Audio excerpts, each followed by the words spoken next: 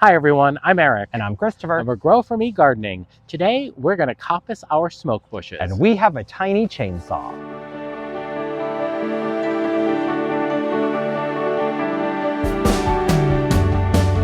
Well, hello everybody and welcome to our garden here in upstate New York. We are in zone 5B/6A right on the edge.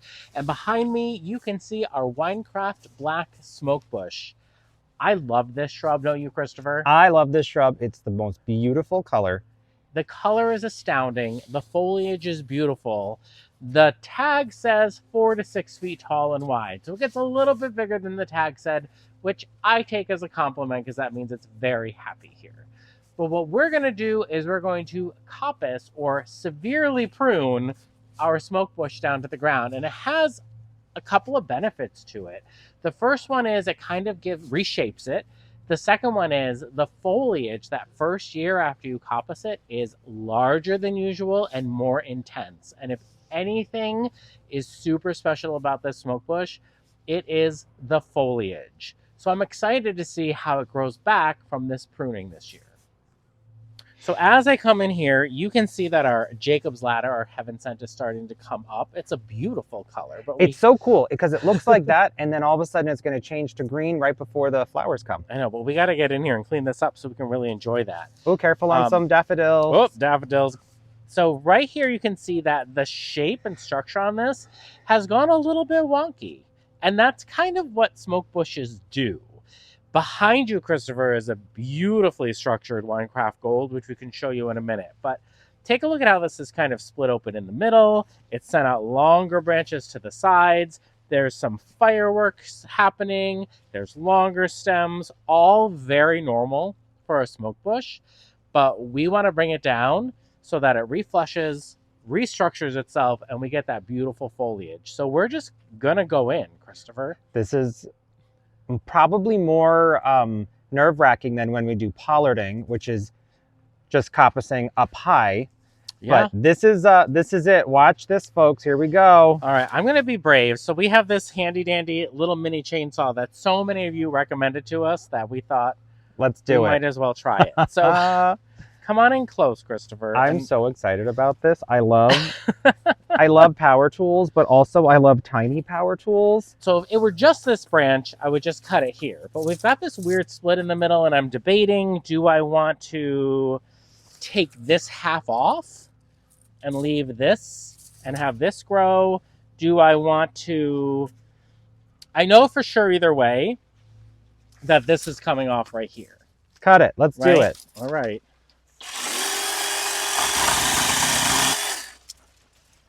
That's fun. Yeah, it's not like the cleanest cut, but I might not be holding it correctly. Yeah, I would maybe use 2 hands. Yeah. And then I might as well just keep going with what I'm thinking.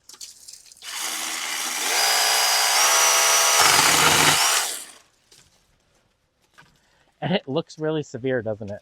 It's supposed to be scary, but be brave. Keep going. You got this. And then this one. Growing up here, by the way, Kinsley Ghost Honeysuckle. Love it so much. Super fan. All right. Oop, timber. Timber. And then... there we go. And then I'm going to take my... lovely pruners. Okatsune pruners. I'm just going to go in and cut up the smaller stuff.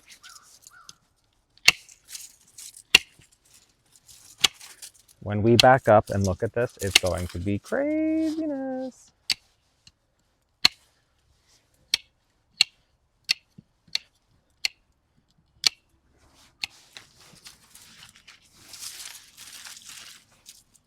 Oh, there's smoke bush there, maybe.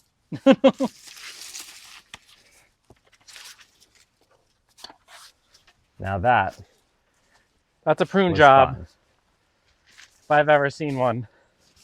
Holy smokes. And behind this hedge of double take orange quince, which you can see are starting to bud up, is a traditional smoke bush called Velvet Cloak. Yes, and I'm just being very wary. We have probably 6 to 8 inch tall daffodils. These ice follies are doing it. Very excited about that. So this velvet cloak, like Eric said, this has grown kind of wild. There's a part that I know for a fact rooted itself in the ground and just kind of made it wider. So I'm going to take this down the exact same way. Very cool fact about coppicing. This was a forestry technique so that you could harvest the wood that you needed for building or whatever and not have to replant the plants. Fancy. You're just going in.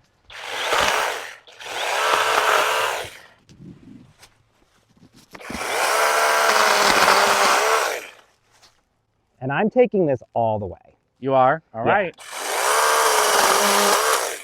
You have to leave a little stool. Yes, that's what the stump of coppicing is called, the stool. Don't forget to leave your stool on the hill.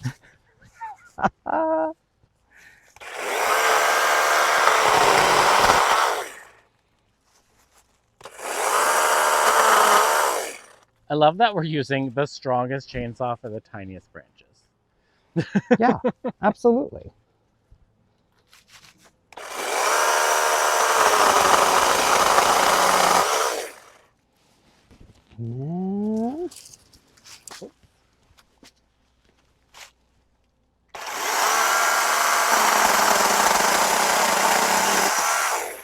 Amazing. Timber. And then what are these? Are these also just... Oh, those are ones you've already cut off. Okay. Yes, I've already cut They're those just off. standing up. May I pass you the tiny chainsaw? Yeah. There you are. And I'm going to just take my pruner, make sure I got everything out. We've got some alliums in here. Oh yeah, see right here? Here's a branch that turns around and goes back underneath the ground where it pops back up and became more tree. And we are forfeiting this year's blooms on the smoke bush. And to be quite frank, I'm totally fine with that because I don't love the blooms on smoke bushes. I love the foliage. Same. So I'm A-okay with that. So this right here is a Winecraft gold smoke bush. And we planted it here before we knew how much they enjoyed our garden, because this one back here, Christopher, is also Winecraft gold. Again, supposed to get 4 to 6 feet tall and wide, but it is so happy here. And I love the shape and structure on this one, so I don't want to change it. Nope. I love that it gives us privacy. It is absolutely stunning, but this one over here serves a different purpose. This one over here is more for like that gold foliage accent, and that's what it's for. So we know that by coppicing it, we are going to get extra large foliage this season and more intense color. Yep, and it'll size control it so that the hostas around it, you know, aren't completely covered up by it. And we won't necessarily block the clematis. The rootle. Yes.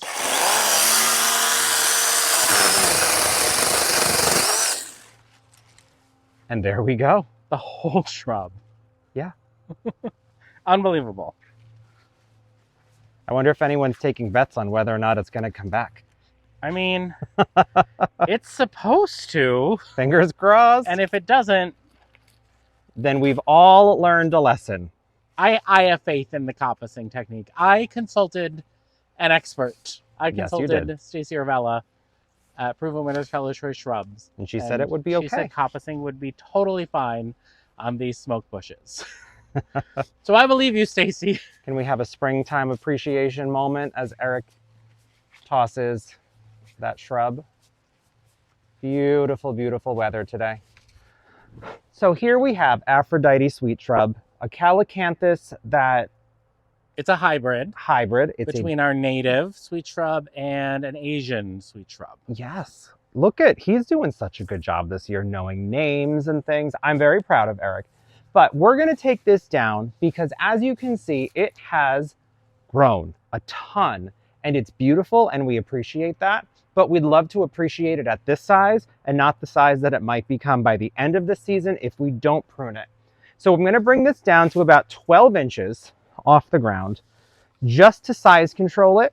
I believe we'll lose some flowering, but this does repeat flower. Yep, it blooms on old and new wood. And one of the motivations for cutting it back is that my parents have the same shrub. We had bought it for them and put it in their garden.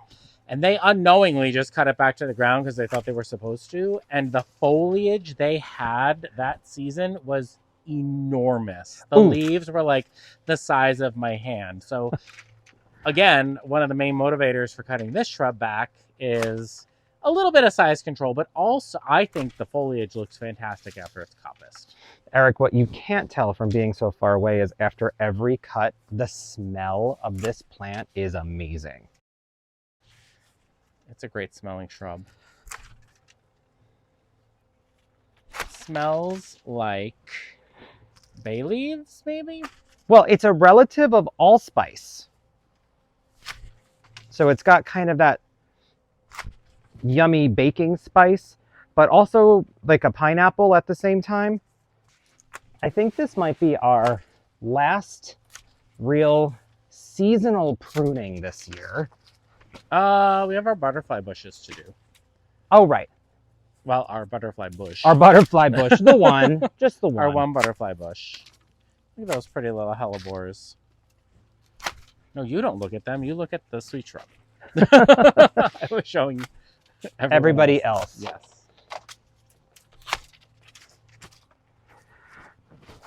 Once again, I will put in a plug for really sharp tools. This is very easy work.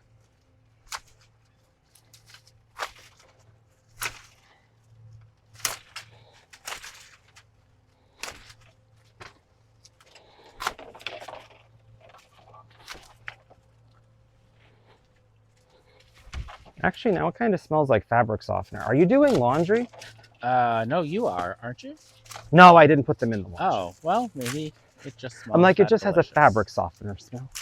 Yeah, it smells really good. It's looking a little lopsided.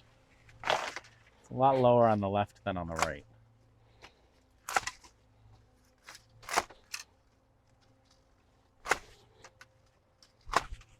And so I also asked Stacy if we could coppice this, and she said, well, in theory, it should work. She said, let me know how it comes out. So we'll see. For those of you that don't know who Stacy Orvella is, she is a genius. Yeah, she wears many hats, but where you would most find her most accessible is on the Gardening Simplified podcast. She works with Proven Winners. We were so lucky enough that last summer we got led on a tour around the Proven Winners Trial Gardens in Michigan, and she was the tour guide, and it was like pure heaven having the smartest person I could imagine standing in front of me talking about things that we love so much, and it was just like a match made in heaven. That looks good.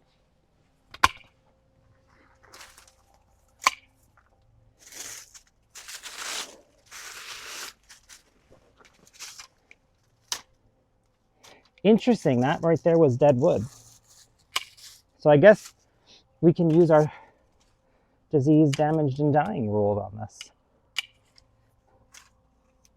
I think we have done it.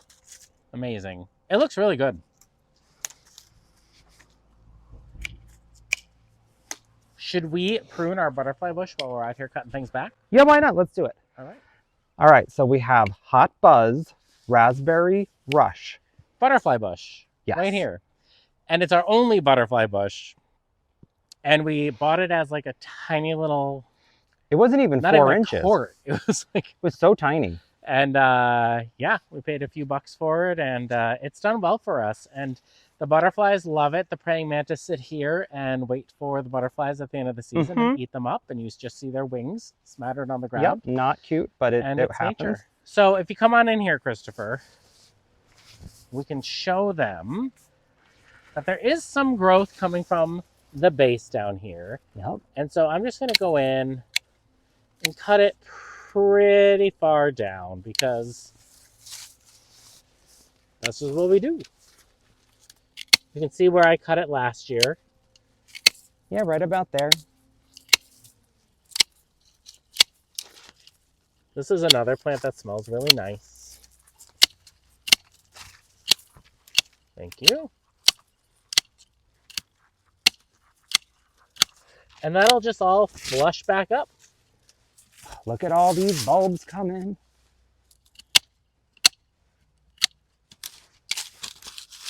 So nice to see this color too. I know. And then we're just going to head over to the Rose of Sharon right here. And this doesn't need to be pruned, but Roses of Sharon bloom on new wood. And I just feel like I want to deadhead it a little bit. Yeah, either deadhead it, maybe cut a little bit from the, I don't know if it needs to be cut away from the arborvitae at all. I don't either. Maybe I'll cut a little of the arborvitae away from it. That's not a bad idea. You know what I mean? Yeah, just lighten that up a little bit. And this is a green giant.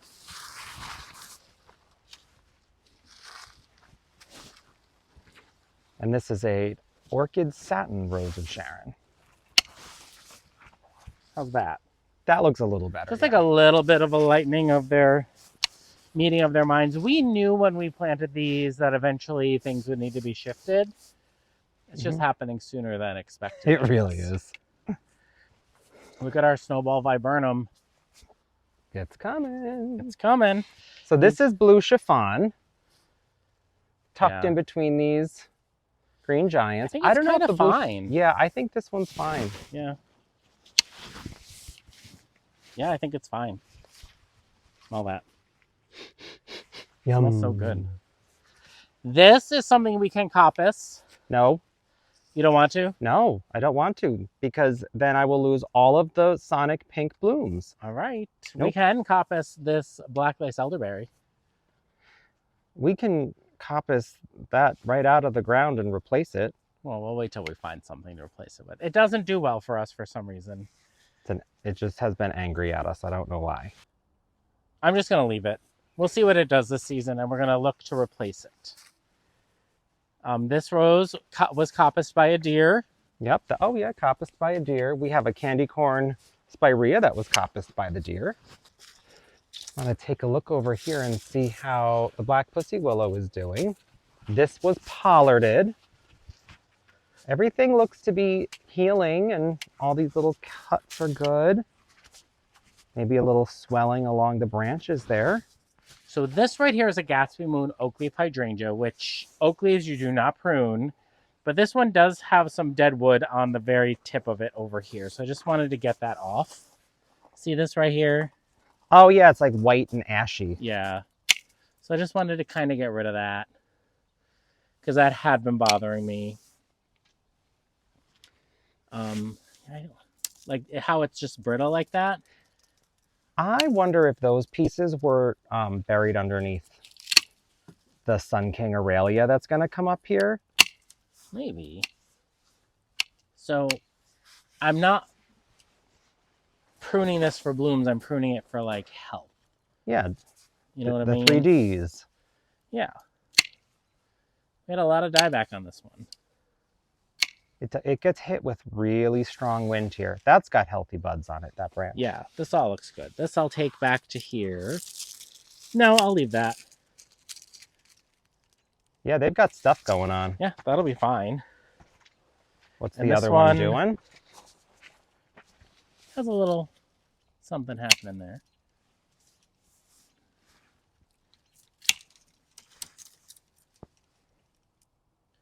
I don't like the shape of that, so I'm just going to bring that to there.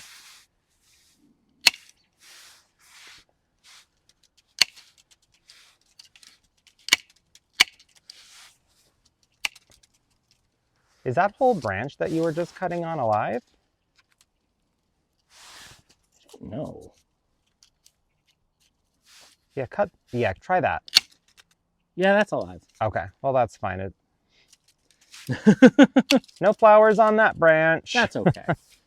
Can you pull up this hellebore foliage while we're down here? Sure. Because this is one of the prettiest hellebores. When we planted these, since we got them at Trader Joe's, we didn't necessarily know what color they were going to be when they got transplanted, because the flowers were all done by the time we planted them. This one's like tickety. It is. It's really pretty.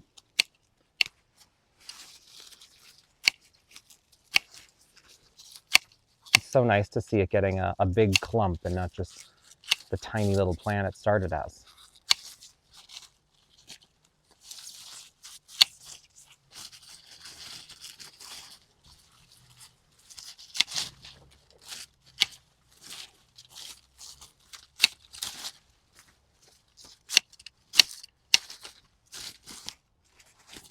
Looking good. One more leaf. Oh yeah, I always do that. You always miss the one. I always miss like one thing. All better. Well, you know, that is faith in pruning for sure. 100%. So thank you for joining us today. And I would say fingers crossed, but we know it's going to work out. So again, I'm Eric. And I'm And Christopher. we're Grow For Me Gardening. Thanks for growing with us.